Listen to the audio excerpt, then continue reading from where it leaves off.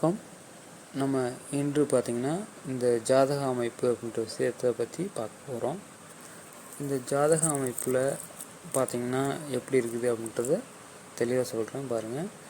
தனுசு ராசிக்கு 2ஆம் இடத்துல சூரியன் கேது, 3ஆம் இடத்துல ஒரு புதன் சுக்கிரன், 4ஆம் இடத்துல கேந்திரத்தில் ஒரு ராசி அதிபதியாகி அவர் குரு பகவான் ஆட்சி பலம், 5ல் சனி பகவான், 6ஆம் இடம் ரிஷப லக்னமாகி இருக்குது.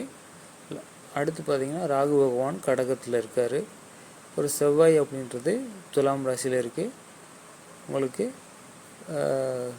சனியும் செவ்வாயும் பார்த்திங்கன்னா நேருக்கு நேர் சமத்துவமாக பார்த்துக்கிறாங்க.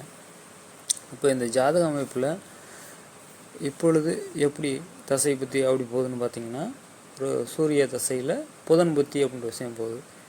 புதன் ராசிக்கு 3ஆம் இடத்துல ஒரு சுக்கிரனுடன் இணைந்து இருக்கிறாங்க. புதன் சுக்கிரன் இணைவு அப்படின்ற விஷயம்னாலே பார்த்திங்கன்னா லவ் அப்படின்ற விஷயம், அஃபெக்ஷன் அப்படின்றது வரும், ரைட்டுங்களா? அப்படின்றப்ப ஒரு காதல் அப்படின்ற விஷயத்தில் இவர் வசப்பட்டிருக்காங்க. இவருக்கான ஒரு அமைப்பு பாருங்களேன். 11ஆம் இடத்துல ஒரு சனி செவ்வாய் சமசமத்துவ பார்வை துலாம் ராசியில், ராசிக்கு 11ஆம் இடத்துல உங்களுக்கு செவ்வாய் அப்படின்ற விஷயம் இருக்குது. அடுத்து உங்களுக்கு லக்னத்துக்கு 11ஆம் இடம் பாருங்கள். லக்னத்துக்கு 11ஆம் இடம் அப்படின்னு விஷயங்கள் பார்க்கும்பொழுது ஒரு குரு பகவான் ஆட்சி பலத்தில் இருக்கார் அப்படின்ற விதமாக இருக்குது. அருமையாக பார்த்திங்கன்னா ஒரு ஆட்சி பலம் தன்னோட வீட்டிலேயே சுபகிரகம் அப்படின்றது. அப்போ அந்த குரு பகவானோட ஆட்சி பலம் பெறும்போது கண்டிப்பாக அந்த இடம் ரொம்ப ஒரு சுபத்துவமாக இருக்குது. அந்த லக்னத்துக்கு 3ஆம் இடம் ராகு அப்படின்ற விஷயம் இருந்து ஒரு பாவத்துவமாகி இருக்குது அப்படின்ற விஷயமும் இருக்குது. ஆக ராசிக்கு 3ஆம் இடமும் நல்லா இருக்குது. புதன் சுக்கிரன் இணைவுன்றது சுபத்துவமையாக இருக்குது. அதே லக்னத்துக்கு 11ஆம் இடம் பார்க்கும்போதும் உங்களுக்கு குரு பகவான் ஒரு அதே இடத்துல ஒரு ஆட்சி பலமாகி அவரே அந்த வீட்டிலிருந்து ஒரு சுபத்தன்மை அப்படின்ற விஷயமும் இருக்குது.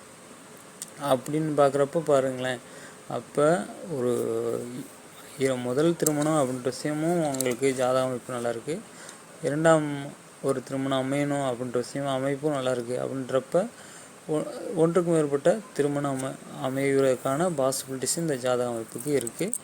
தசாபுத்தி அப்படின்ற விஷயங்களை நம்ம இப்போ செக் பண்ணலாம் பாருங்கள்.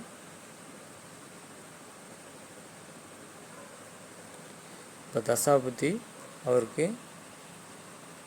சூரிய தசை முடிஞ்சு இப்போ உங்களுக்கு ஒரு புதனோட தசை அப்படின்றது சனி புத்தி முடிஞ்சு புதனோட புத்தி அப்படின்ற விஷயம் டிசம்பர் வரைக்கும் இருக்குது. அது பிறகு பார்த்திங்கன்னா கேது, அது பிறகு பார்த்திங்கன்னா உங்களுக்கு சுக்கிரன் அப்படின்றது 2026 வரைக்கும் இவருக்கு போக போகுது. ஆக இந்த ஜாதக அமைப்பு அப்படின்ற விஷயம் ஒரு முதல் திருமணத்துக்கும் பாசிபிலிட்டிஸ் ஒன்று இருக்குது. அதுக்கு பிறகு பார்த்திங்கன்னா 2ஆவது திருமணம் அப்படின்ற விஷயங்கள் பாசிபிலிட்டிஸ் இருக்குது.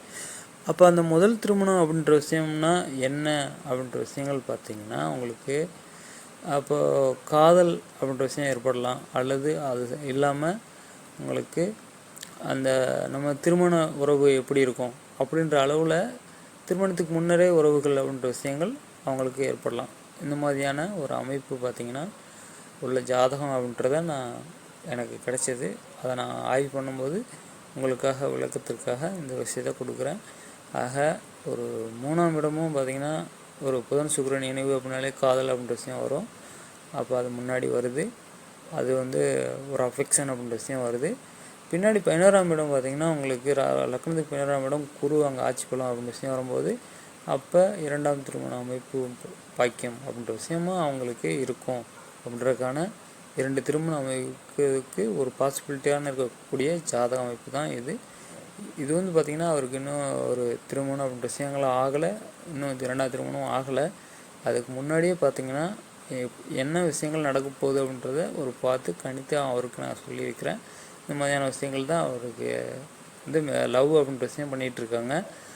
அதில் பார்த்திங்கன்னா ஃபஸ்ட்டு அஃபெக்ஷன் இருக்கும். அது பிறகு பார்த்திங்கன்னா பிரிவு ஏற்படும், அவருக்கு மேரேஜ் ஆகும் அப்படின்ற விஷயங்களை அவங்களுக்கு விளக்கமாக சொன்னேன்.